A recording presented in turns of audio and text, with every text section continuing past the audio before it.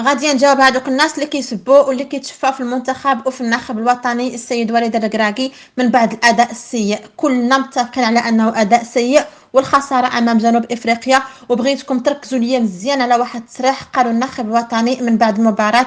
بالنسبه ليا كيلخص كل شيء. اولا نتفقوا كاملين على ان الاداء ديال المنتخب الوطني المغربي في هاد زوج مباريات الاخيره كان واحد الاداء اللي هو سيء، بلا ما نبقاو نقلبوا على التبريرات لان كل واحد عنده التبرير ديالو. وداك الشيء اللي قال الناخب الوطني بالنسبه لي انا صحيح، بزاف ديال اللعابه مرهقين وبزاف ديال اللعابه اللي كانوا اساسيا ما شاركوش اصلا في هاد المباريتين. ولكن شوفوا اول تصريح للناخب الوطني من بعد الخساره امام جنوب افريقيا، كيقول انه واثق من راسه وعارف مزيان شنو كيدير ومنتبه لكل شيء.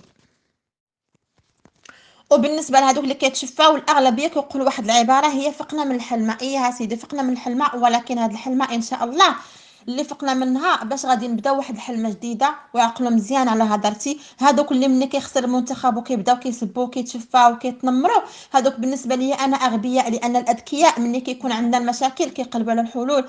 هنا حنا هنا باش نقلبوا على الحلول، حنا هنا عندنا واحد لوبجيكتيف وغادي نوصلوا ليه ان شاء الله. المنتخب بالنسبه ليا ان شاء الله انا غادي يكون بحال هذا السيد هذا في السباقات ديالو. الدورات الاولى كتلقاه مع الاخرين، ولكن ملي كيوصل وقت الحسم ووقت الصح في الدورات الاخيره كتلقاه هو الاول وكيكمل هو الاول. خاصنا نتفائلوا وما نتشائموش، لان التشاؤم ما غاديش يجيب لنا الكوب دافريك. وبون شانس اسود اطلس وحنا معاكم دائما.